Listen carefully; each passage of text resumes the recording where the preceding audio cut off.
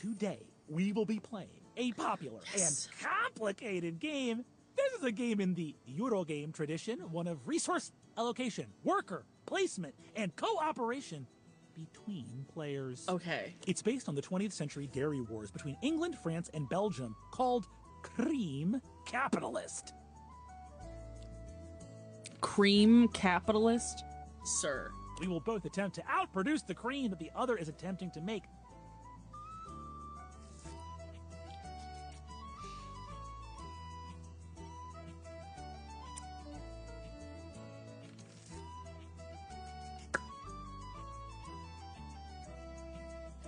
Brennan. Parker. Could I call you Brennan? Huh? Sir.